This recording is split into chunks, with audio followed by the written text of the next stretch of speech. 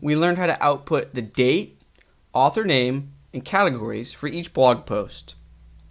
And we also set things up so that the category links to a categories archive page and the author name links to an author archives page. But what we didn't discuss in a previous lesson is how to control the output of these archive pages. So WordPress is very intelligent. Out of the box, it will use the index.php file from our theme folder to generate all these different archive pages on the fly. But we can do WordPress a favor and create a new file in our theme folder named archive.php. And then we can customize how these archive screens behave. So for example, if we click on this opinion link, so this is an archive for the opinion category. Wouldn't it be nice if there was some sort of header or title here that read opinion archives? And then when we click on the author name, wouldn't it be nice if this said author archives, and then the author name? So we're going to learn how to do just that in this lesson. So let's get started. Our first step is to head over to the code, okay, and we're going to create a new file in the theme folder named archive.php. Now you can copy and paste the contents from index.php into this newly created file, and then scroll to the top. Okay, so we want to begin customizing this file after this line of code.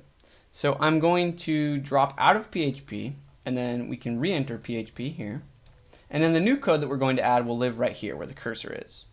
So we'll write heading level 2 sample text. Close the heading level 2. So now if we refresh, we can see that when we're on an archive, so this is an author archive screen, our sample text is here. And if we go to a category archive screen, it's there. But if we go to the home page, it's not there. So our archive.php file is working, but we need to customize it and add a bit of logic because we need to output different text depending on what type of archive we're viewing.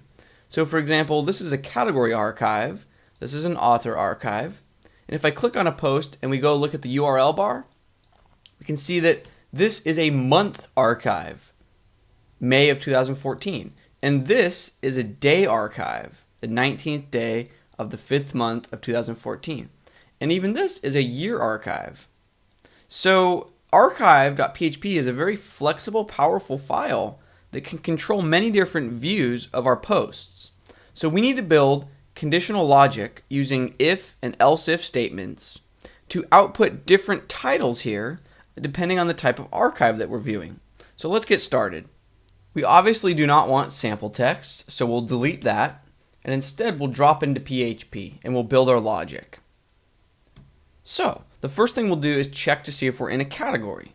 So if we're in a category, that means it's a category archive, and we can output certain text here. So we'll say for now, this is a category. And we'll fill this in with the proper text in just a moment. But that will do the job for now. Next up, what if it's not a category? So we'll say else if some other condition is met. So then we'll check to see if it's a tag archive. And then we can output certain text that makes sense for a tag archive there. We'll fill that in a little bit later in the lesson. What if it's something else? So we'll say else if.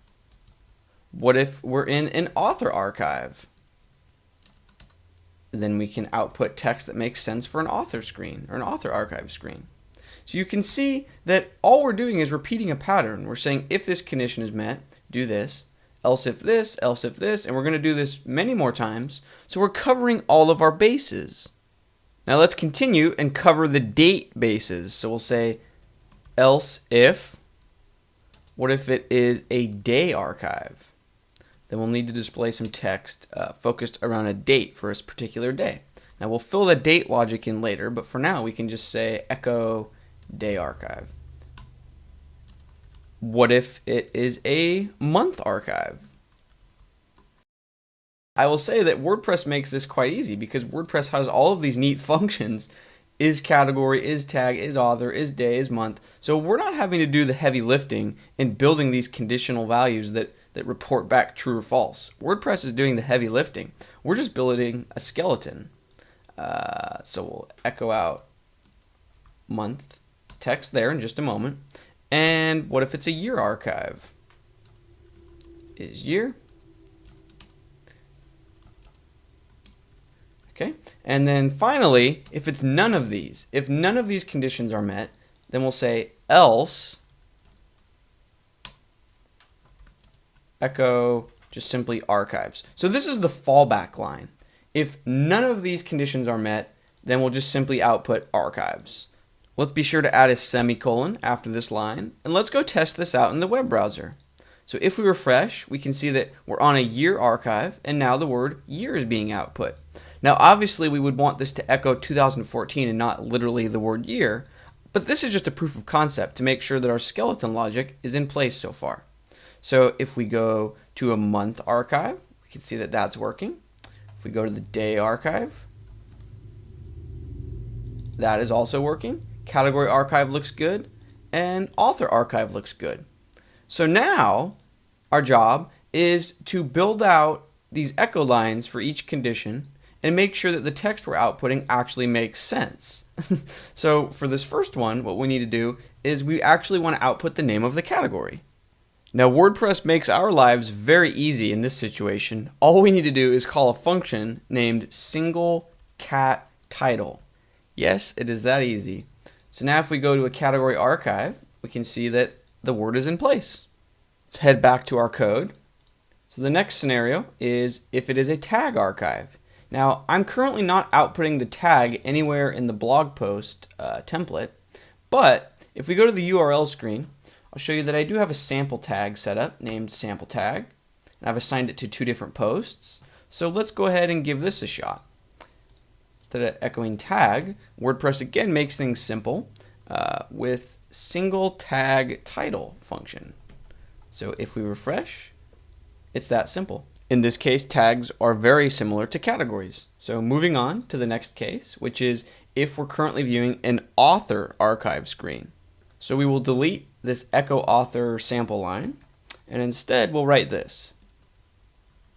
The post, which will sort of initialize the first post that is being queried in this archive.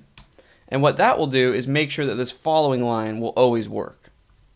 Echo, we want to output the phrase author archives, space, and then we want to output the name of the author. So get the author. Now a quick note, in some cases this line of code will work without this the post function. But if your site has more than one author, and if the stars are aligned just properly regarding the way the posts are lined up on the archive, just include this because then with 100% certainty, this line will always work perfectly.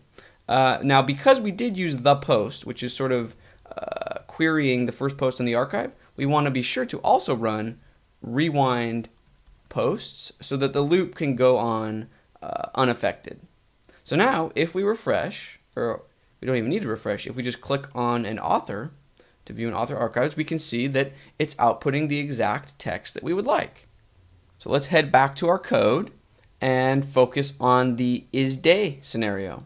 So we don't need this sample text. Instead, we'll output the phrase daily archives, space, and then we'll use a function named getTheDate.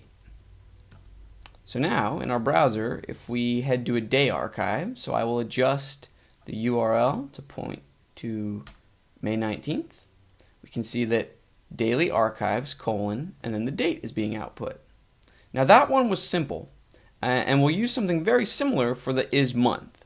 So we can just copy and paste this line for this isMonth scenario.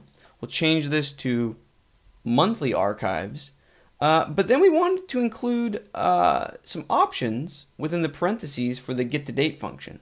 So instead of leaving this empty, we'll say output the month, capital F, and then also the year. So if we refresh and if we go to a month archive, we can see that that is doing exactly what we want. And finally, we'll do something similar for the isYear scenario. So we'll remove this, paste in our line, change this to yearly, and then inside the getTheDate function, all we want to output is just the year. Now a quick note, if you're unfamiliar with PHP date formatting, there's different letter codes that output different date related things. So the digit for a month, or you can spell out the name of the month. You can output the year with 4 digits or with 2 digits. You have all sorts of different options, and different letters represent different codes. But if you're curious, go ahead and Google PHP date formatting. But for now, if we go to a year archive, we can see that it's working just like we expected. Now this means that our archive title section is complete. We've covered all of our bases. Now obviously there's a lot more that you can do with archive.php than just output different titles. So for example, if on the archive view we wanted to only output the excerpt, we could do that. So we scroll down, we'd find the content and change it to the excerpt. So then we can see that on archive pages, only the excerpt is being shown. And if you click on the actual post, then you see the full post. And this means that the home page is still outputting full posts as well. So you can see that archive.php lets us control many different views for our posts. So this lesson was just to whet your appetite and get you to begin experimenting with the archive.php file. So thank you very much for watching. I hope you feel like you learned something.